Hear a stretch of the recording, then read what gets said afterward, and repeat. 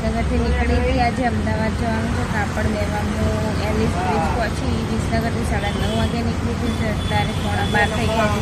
અમદાવાદ એવો પહોંચી ગઈ ડેપો ગીતા મંદિર. ગીતા મંદિરથી બીઆરટીએસમાં જઈએ. ટિકિટ લઈને સસ્તું બી પડે, જલ્દી પહોંચી બી જવાય. जो सारंगपुर जाने માટે ટિકિટ ले ली थी. मेरे को तो खड़े खड़े जाना पड़ रहा है. આપણે પહોંચી ગયા 5 કુવા સિંધી કાપડ માર્કેટ, જ્યાં કાપડ મળે. જો થેલો ભરીને કાપડ લઈ લીધું ને હવે ટંકાળ બાજુ જઈએ. સામાન એવા ઉપાડવાનું ચાલુ, ઢગલો લઈ જવાનું. આ જો જવા માટે આ એરિયાથી જવાનું, અહીંયાથી રિક્ષા કરી લઈએ. હવે ટંચાના ગેટે આવી ગઈ અને હવે અંદર જઈએ લેસને લેતા આવીએ.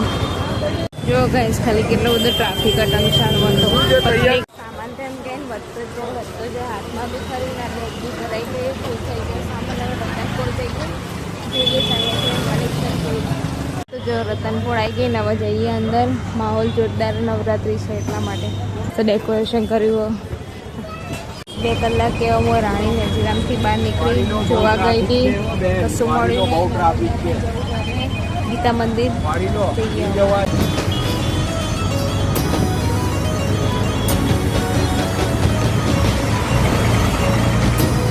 બધી નદી આવી જવા ગાઈસ. આખું ફૂલ થઈ ગયું, પાણી ભરાઈ ગયું.